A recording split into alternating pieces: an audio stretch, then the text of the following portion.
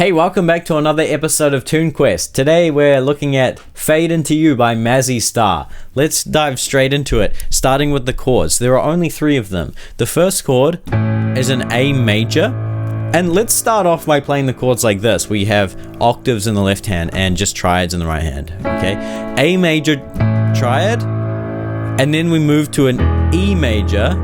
So now the octave is on E, the triad is an E major. And then we move to this, B minor, okay? A, E, B minor. Now, what's most important with this tune is that it's counted in what we call a compound time signature, right? Which is 6/8. So, don't worry if this sounds theoretical. It's not really that theoretical. It's more a way of actually feeling and counting music. Okay, so this is counted like this: 1, 2, 3, 4, 5, 6. 1, 2, 3, 4, 5, 6. 1, 2, 3, 4, 5, 6. 1, 2, 3, 4, 5, 6. 1, 2, 3, 4, 5, 6. 1, 2, 3, 4, 5, 6. Okay, a lot of standard music is set in just 4/4 time, which is like 1, 2, 3, 4, 1, 2, 3, 4. So this time signature of 6/8 is one of the reasons why this song feels a certain way. You know what I mean? It's got this kind of like nostalgic swaying feeling, and that's the reason why, you know, it kind of sways back and forth. 1, 2, 3, 4, 5, 6. 1, 2, 3, 4, 5, 6. 1, 2, 3, 4, 5, 6. And again, it's not a theory thing. It's something that you feel, you know? So yeah, those are the chords, and that's the time signature, the 2 most important elements of this. Not really. I'd say the melody is also equally important. So let's take a look at the melody now. For the melody, let's just keep the chords in the left hand. You know what? Let's play the triads in the left hand so that we can have the chords like this. Okay? So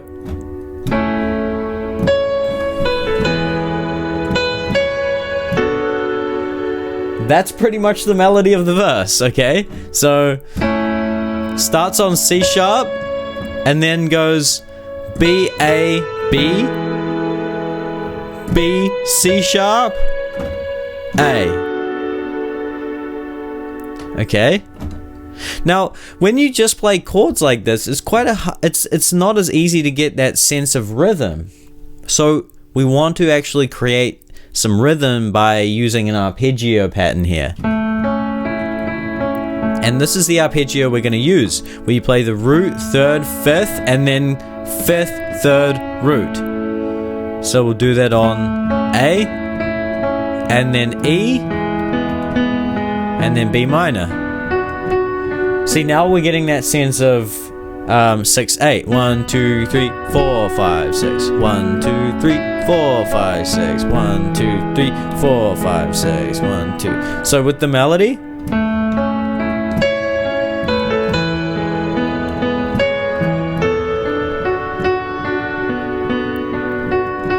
okay, and then the melody kind of does this.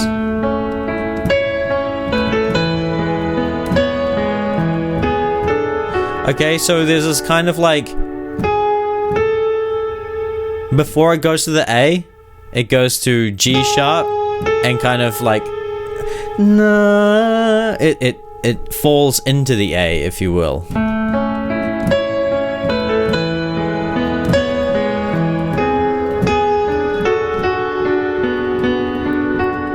Okay, so that's pretty much how you play the verse. Now, let's take a look at the chorus. The melody is only one other idea, and it's quite simple. It goes like this.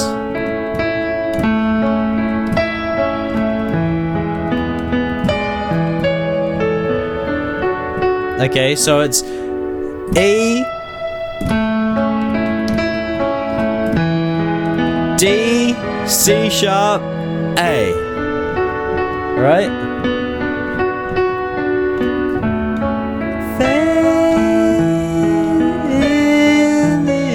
It's kind of like that, right? So that's pretty much how you play the tune.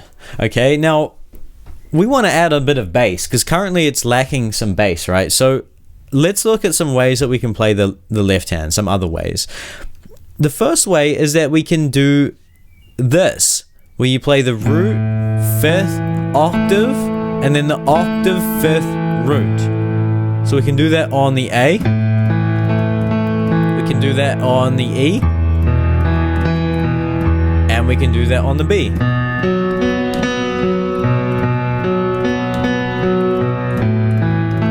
And again, that gives us that sense of rhythm. 1, 2, 3, 4, 5, 6. 1, 2, 3, 4, 5, 6. 1, 2, 3, 4, 5, 6. So let's play the verse.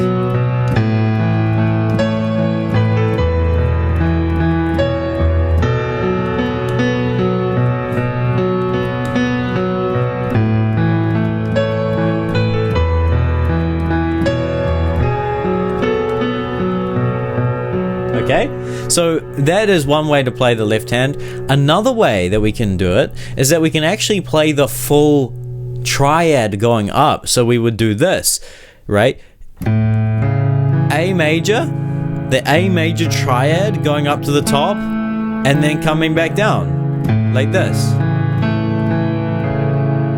And then the E major, coming back down, B minor, coming back down. You see that?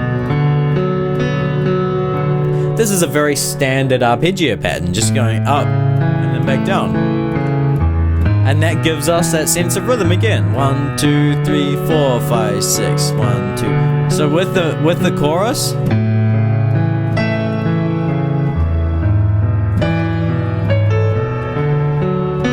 okay, you could combine both of those, where you play it like that the first time, and then the first one the other time. Okay, so you can kind of like combine different ideas and explore different things when you're playing at the piano. Now, as for the right hand, let's add some extra notes here. What we can do is we can actually play this A major triad to start out. And then we can play this chord over the E major. So this is actually an E major triad with that note on the top, that D, which actually gives us what's called an E dominant chord. And then the melody goes to that C sharp. And then we can play this. This is actually what's called a B minor 7 chord, because the melody, which is A, is actually the minor 7th extension of B minor. This.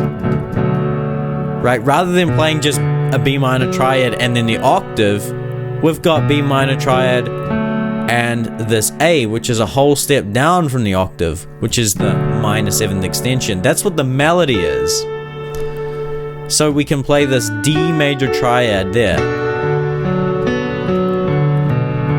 So that would look like this.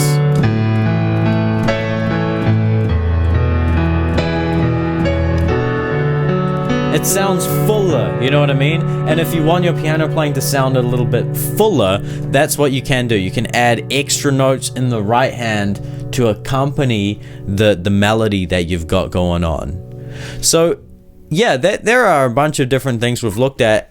The way I wanted to finish this video is by talking a little bit about inversions of chords, okay? So these are standard triads, and it's always nice to know how to invert your triads, okay? Because we started off this video by looking at it like this, right? Where you've got A major, and then see the hand shifts down like that to E major, and then it shifts either all the way up there or down here to B minor. See, this is not, it's not a great use of our hand movement, you know? So we need a way to move our hands in a smoother fashion, and one of the most effective ways to do that is to use inversions. Okay, so we might start our E major, sorry, that's our A major like this, and then we might play our E major like that. So this is our E major in its first inversion, which means that the third is on the bottom. See how the hand is just staying in the same position? It's really super smooth. And then we can move maybe to this, which is the B minor in its second inversion, which means the fifth is on the bottom. Okay? So if you wanted to just play the chords and like accompany yourself and just jam out on these chords, that's what you could do. Let's say you wanted to do that left hand pattern and then do that in the right hand.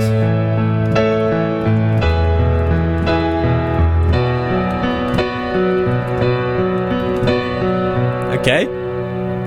Now, as an exercise, you can explore all the different ways you can try these different inversion techniques. So maybe the next time we'll play A might be like this. And then that hand is in the perfect position to come down and play the E in its root position. See? And then we might play the B minor triad like this.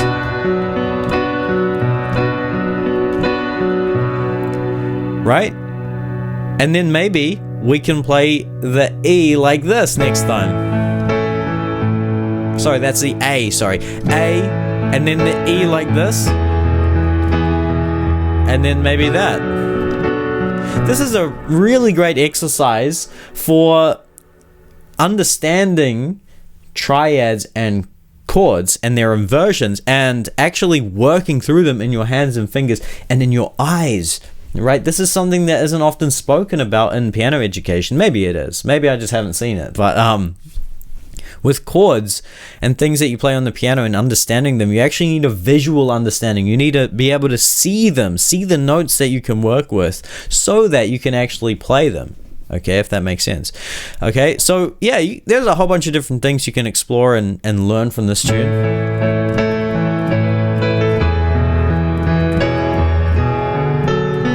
And then just like have fun jamming out on it, you know?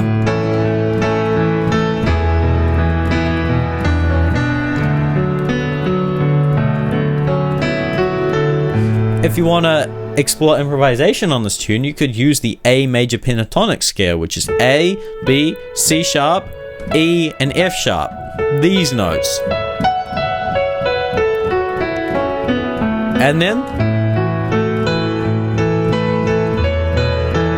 oh, I didn't have the rhythm there, right? You gotta feel that 6/8 rhythm, right? 1, 2, 3, 4, 5, 6. Maybe you could just establish that first with the left hand before you start exploring improvisation.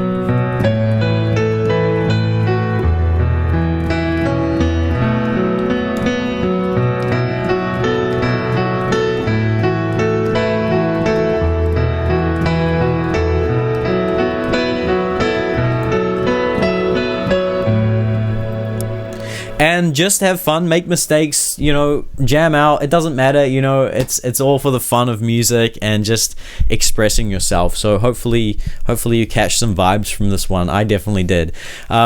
That's the end of this tutorial. Thank you so much for watching. And if you want to join a free online community, I've got Keyboard Wizardry down below. Check out the top link. I've got a bunch of cool resources there, and I'm building it as well. I'm really putting a lot of work on it currently. So yeah, definitely jump in. I'd love to see you there. And that's it for this tutorial. Thank you so much, and I'll see you in the next one. Bye bye.